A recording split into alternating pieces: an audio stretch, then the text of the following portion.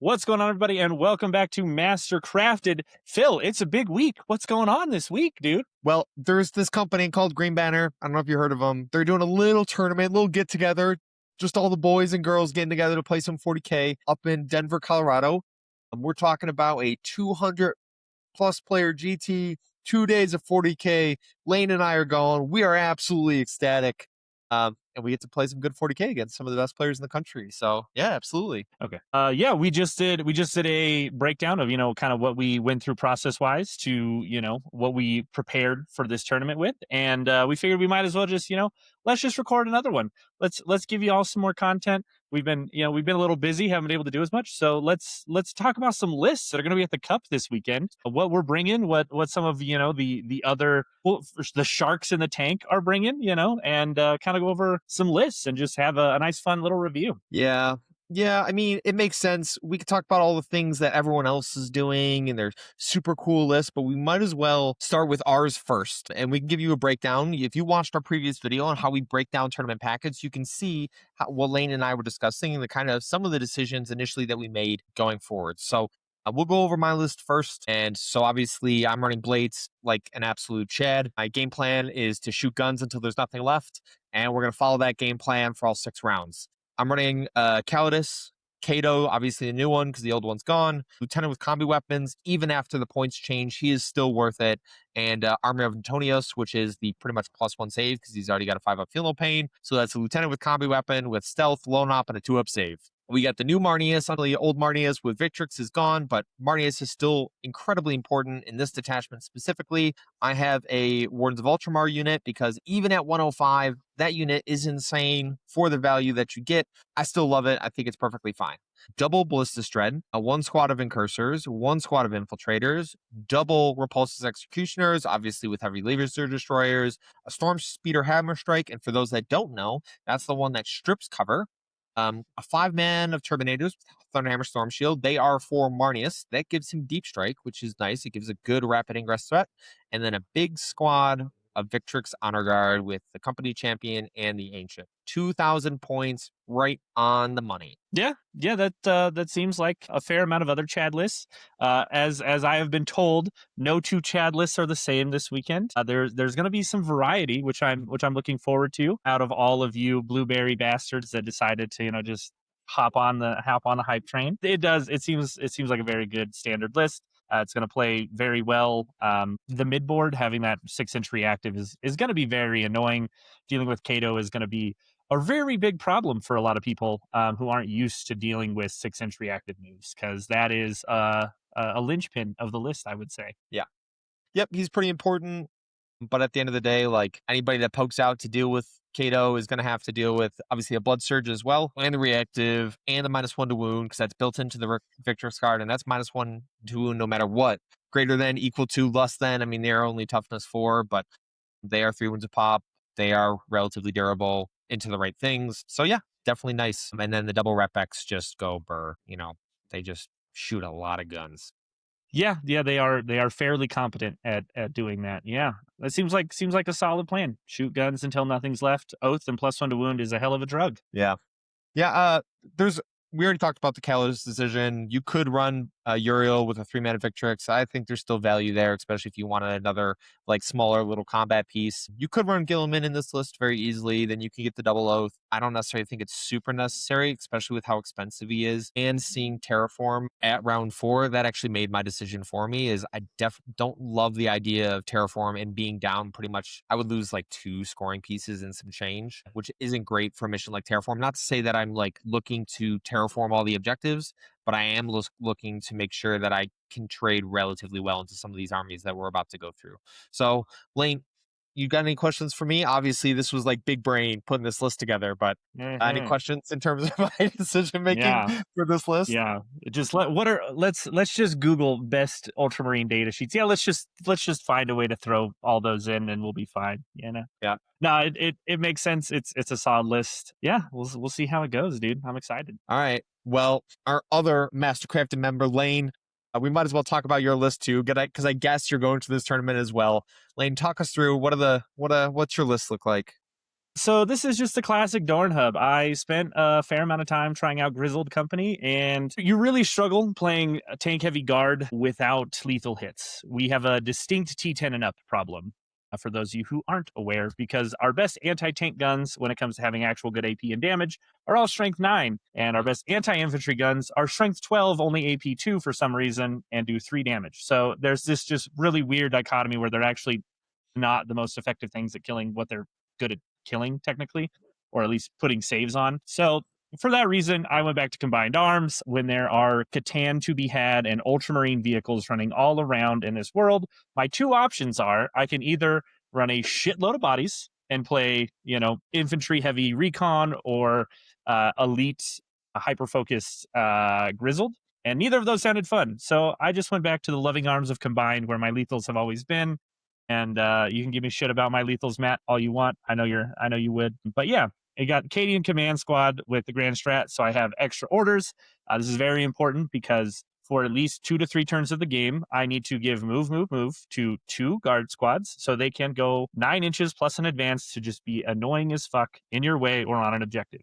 That's all guardsmen are for. If you are using your special weapons for the billionth time, they're not that special.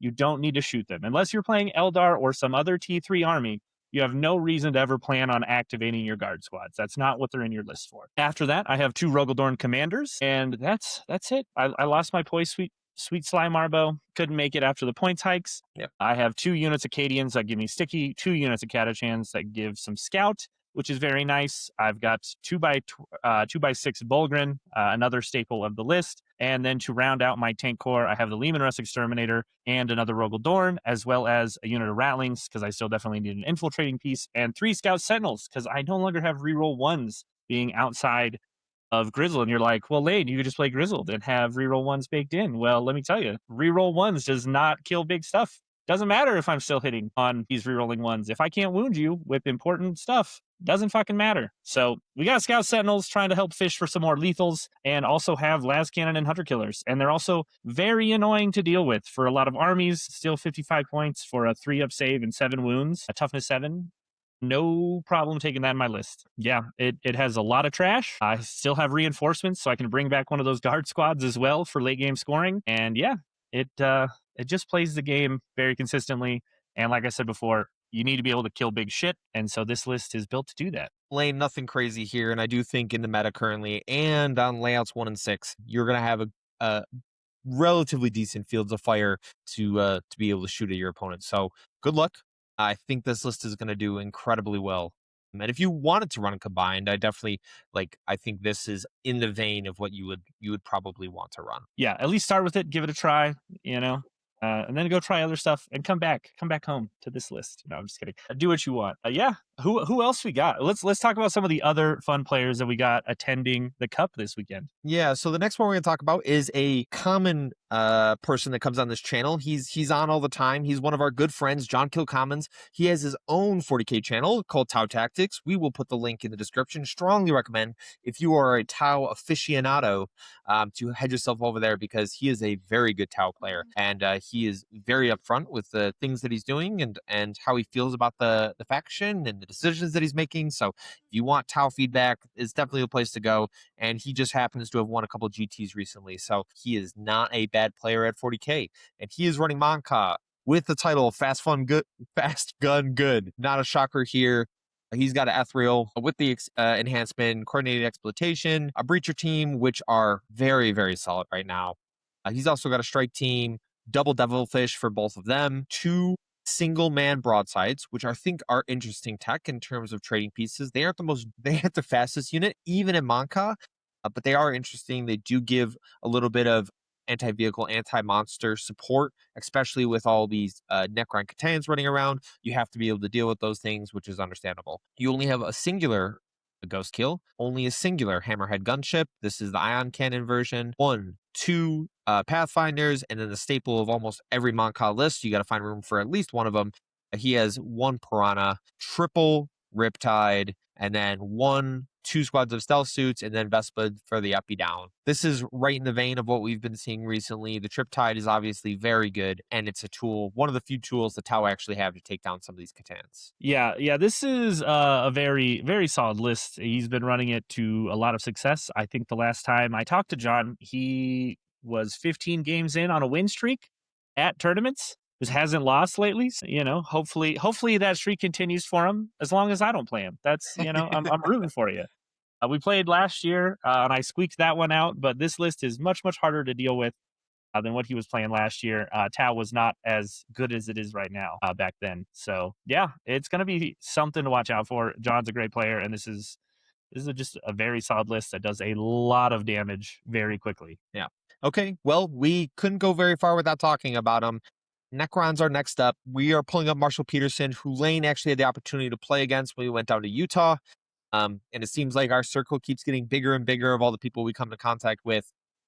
Lane, you played against Marshall. Why don't you run us through his list? Yeah, so bring in a double Catan, 1 Deceiver, 1 Nightbringer, and then this is in Canoptic Court. So that is the more power matrix idea where you get the rerolls based off of if you control the zones. Illuminor Xeris is next in his list. The Necrosar, a Mentar that gives out sustained hits in a 6-inch bubble, is just good in pretty much any list, I think, at this point. Everybody is talking about the Catans being crazy, but they're not going to last forever, is my take. The Necrosar probably is. That's going to be a staple for quite a while. A triple Plasmancer, double Royal Warden, which allows you to fall back, shoot, and charge. So if I was a betting man, I'm going to say there's going to be plenty of infantry coming up later in this list. But we'll see. A unit, 3 units of 10 Immortals, which I guess that's what he's. It's not as much as I thought. I really was waiting for at least 20 Brick of Warriors, but not today. A Canoptic Reanimator, 2 units of Tomb Crawlers, 3 units of Tomb Crawlers, and then a unit of Ophids for the up-down as well. This is thankfully not quite as hordy, but it's still very efficient. Those Plasmancers with Immortals are going to slap harder, or at least as hard, and be a lot easier to hide. And that's probably one of the things that Marshall looked at, these layouts that we're playing on layout 6. Very, very hard to feel like you have a very good staging spot for 20-man units. That feels fairly good against armies that can really, really put out a lot of firepower. But yeah, it's actually got quite a bit of damage. It's not the tankiest list in the world, but it is going to be very efficient when it does go out to trade with those Immortals. The Catan are still just Catan and a real pain to deal with. There is also a strat, I believe it only is Canoptic units, but you can also give 18-inch loan op. I'm probably going to be seeing that used at some point or another. But yeah, it's just a lot of stuff that is just that extra bit tanky. It's very hard to kill even a 10-man of Immortals in just an activation with cover and everything else generally. So it's going to be hard to deal with it. Also reactive move in this detachment. So yeah, very, very solid. Well, we can't wait to see Marshall again up at the hometown.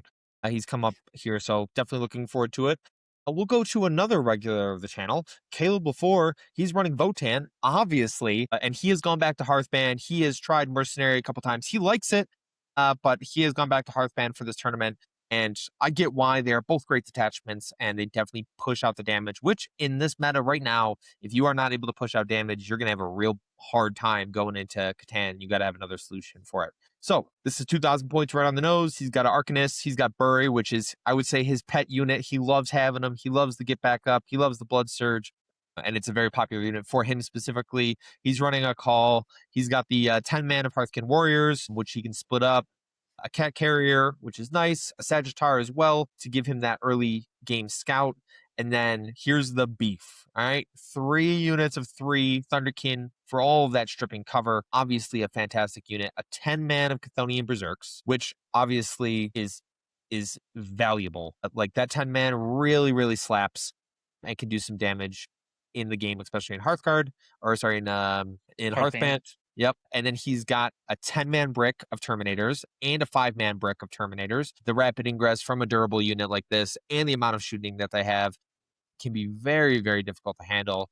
2 HLFs, which I would say you might as well just staple onto your list. Like 480 points, boom. we are running 2 HLFs because they are so solid. A unit of Pioneers for that up down for the 3-man for the bikes, and then a unit of Jaegers to split them up and then have that infiltrating unit. And as you see, there is a trend here. Infiltrating units, there is a lot of value, and that's why people like to take them, because even though they are trading pieces and they often die, they are dying for a purpose. Yep. Yeah, and so annoying. That 6-inch reactive move and stuff on those Jaegers, very, very good. Yeah, I've talked to Caleb a little bit about this list a time or two, and we did discuss an option of only one Hecaton. I will say that it was at least flirted with, but it is fun to see he did take two.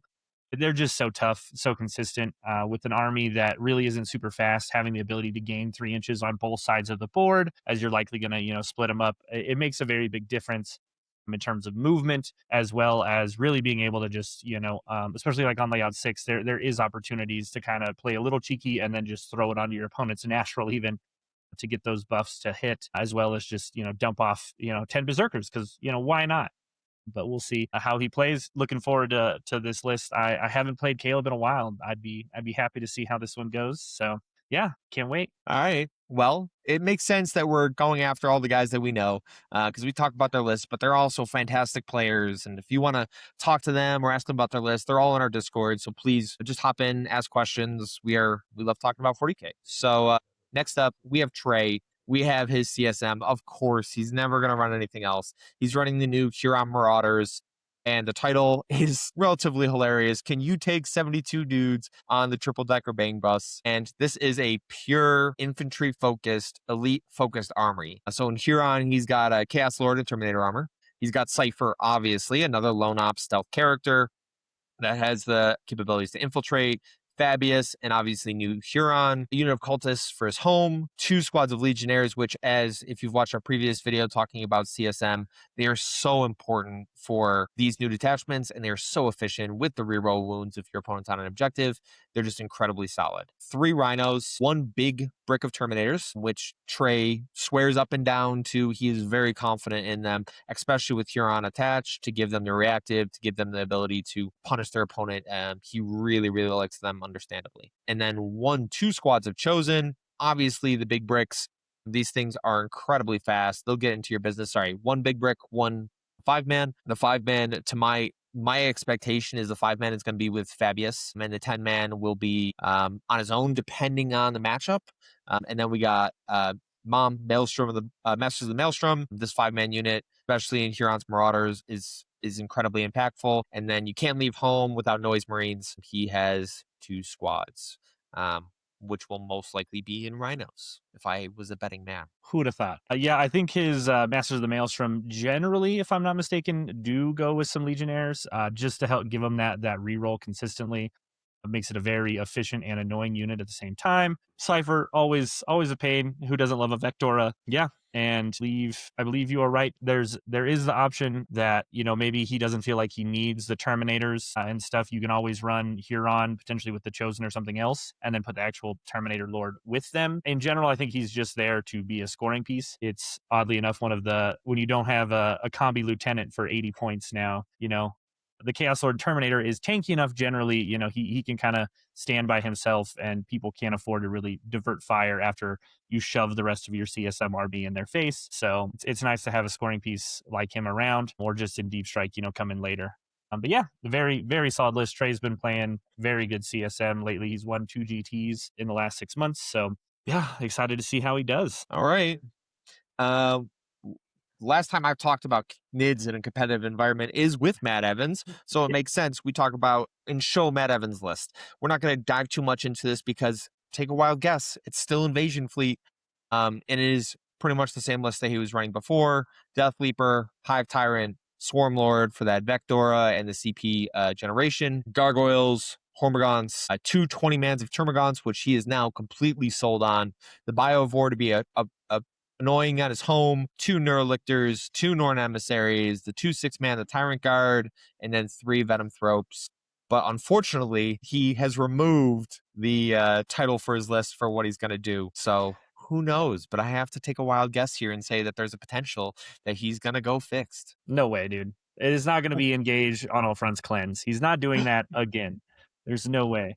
If you aren't familiar with that, as Phil said, we don't want to rehash it all too much. For those of you who have watched the channel, we had him on. It's probably even the link in his list name for those of you who are going, give that a watch if you want to see what this list does. And it's impressive. Little spoiler, it has 3 different stat checks. Can you deal with 2 Norns, 50 Gaunt bodies, and 12, Hive Guard or Hive Tyrants? Yeah, Tyrant Guard. I was right. Yeah, it's a lot. And when it just runs forward and says, deal with me, the big question is, can you? So excited to see if he does run into anybody this weekend who just says, yes, Matt, I can deal with you.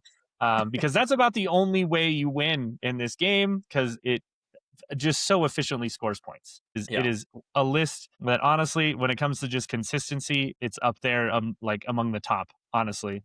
That's how you have to win with Tyranids, because Lord knows you can't go with Phil's philosophy is, I'm going to shoot you until you're dead. You're not going to fight them until they're dead with Tyranids at this point in the meta. So you better just be ready to score a lot of points. And this list will do that. Hopefully for Matt, he does not run into maybe you, Phil, with your +1 to wound and all your anti-tank shooting. That would be, for him, that'd probably be great. But we'll see. And excited to see how Matt does this weekend. All right. Let's get on to the next one, because this is an interesting one.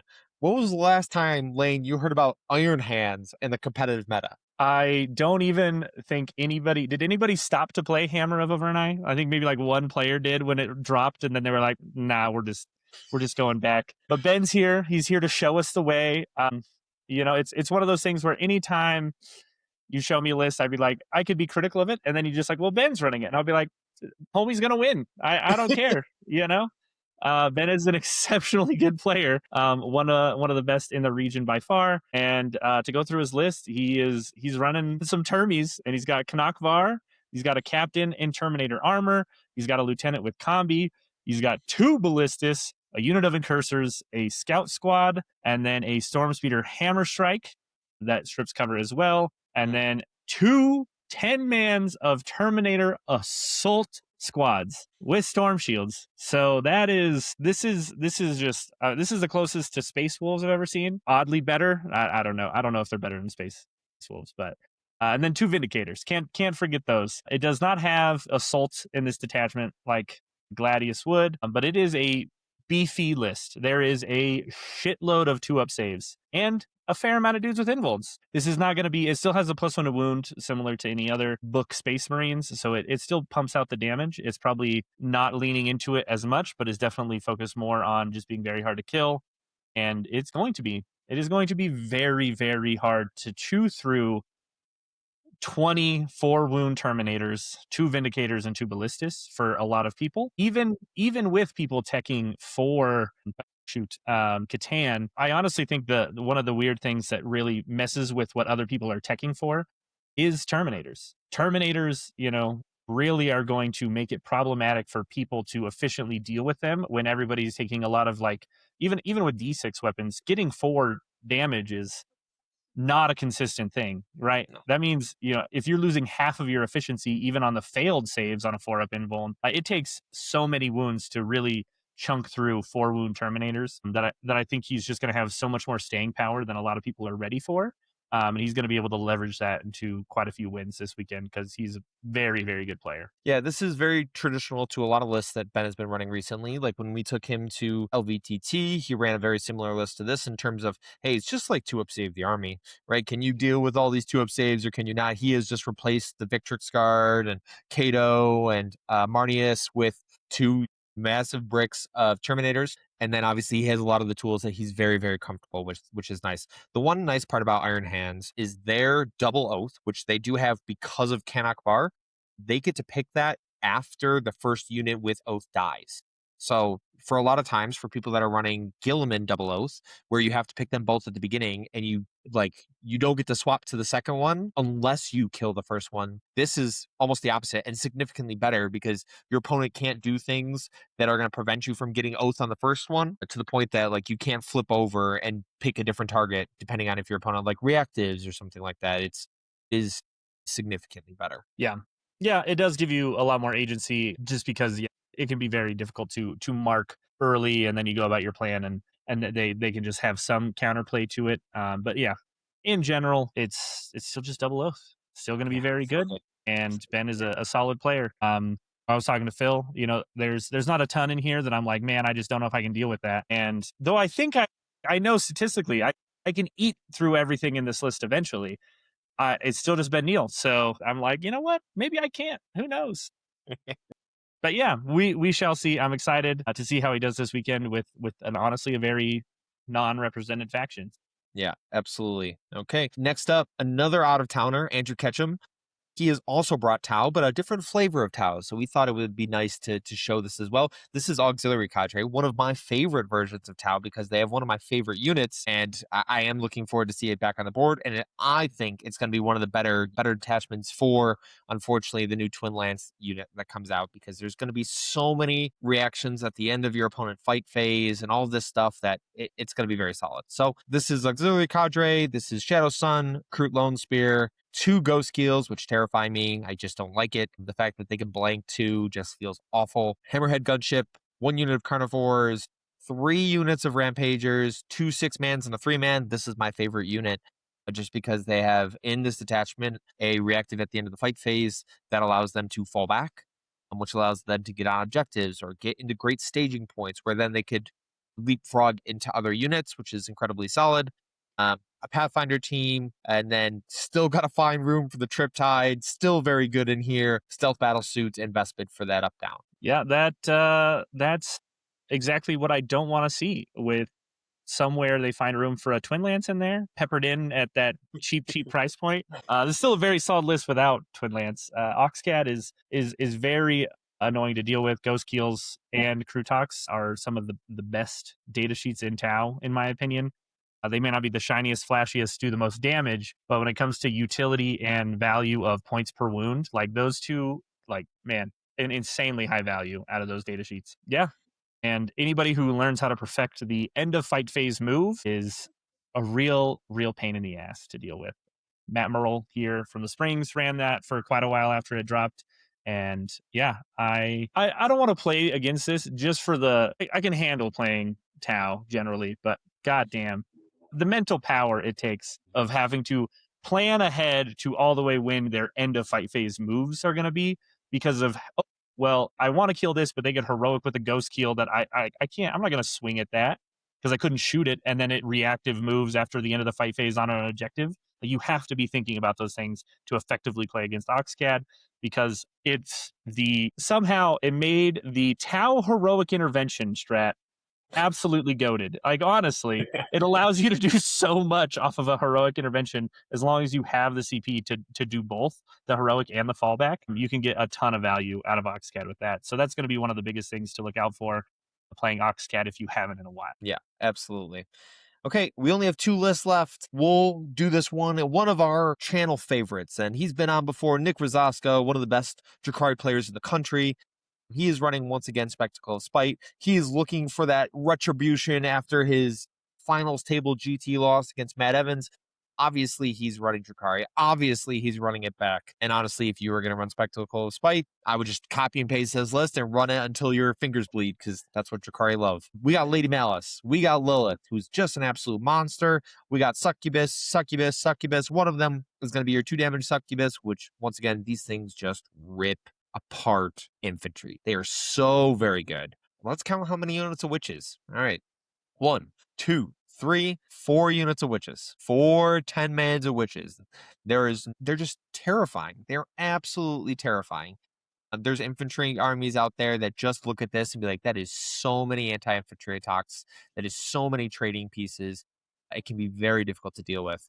We got a big fat raider, 2 venoms, a Chronos, 1, 2, 3 units of Hellions, 2 10-mans, 1 5-man, a unit of Mandrakes, 3 units of Scourges, and this is probably the point of difference for a lot of players. Nick chose the Darklance version versus the Haywire version, which I understand, and then he's got a unit of Corsair Sky Reavers. Yeah, it's a very solid list. One of the things people just generally, he said a lot of people in like Drukhari Discords and stuff talk about like they don't think they need Scourges and stuff in their list, but they mean so much. They do so much work. When things have smoke, it hurts a lot to just be hitting on 5s, even with reroll hits. But they still, with that redundancy of 3 units, that's 4 Dark Lances a piece or per unit and stuff like that's very important in a meta that really didn't shift away from tanky things like Catan. We're still going to Yeah. see a lot of ultramarine vehicles, especially now that the more combat supported version of ultramarines with old Calgar used to really exist. Like you can still do it, it just doesn't feel as good, in my opinion. I think Blades of Ultramar is just kind of superior in general now as the preferred. It's going to eat a lot of lunch when it comes to dealing with other infantry lists. But yeah, it's solid. We've talked a lot about SOS though on this channel, so don't want to just go off on a rant again about 9-inch charges completely out of phase, but it's fine.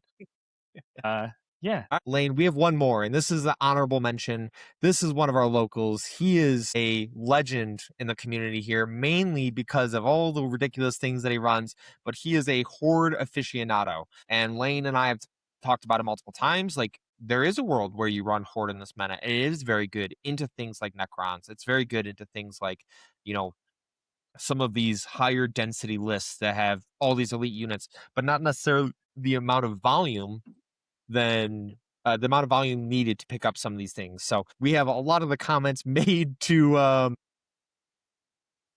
His over the time of people playing into his list and the comments they've made. Some of the classics like swimming through Mayo in July. You're lucky we're friends from Jordan. Screw you, I'm not giving you a quote after he got another win into Dale. There's just over and over again the people that have gone into this list of not enjoying themselves because of the amount of bodies, and he has obviously taken some pride in that. So the list itself is Shadow Legion. He's running 2 Transweavers, 2x10 Blue Horrors, 5 6-mans of Nurglings, 4 10-mans of Pink Horrors, 2x10 Cultists, 1 Cultist Firebrand, and then he's got the Accursed Culted Bricks with Dark Communes.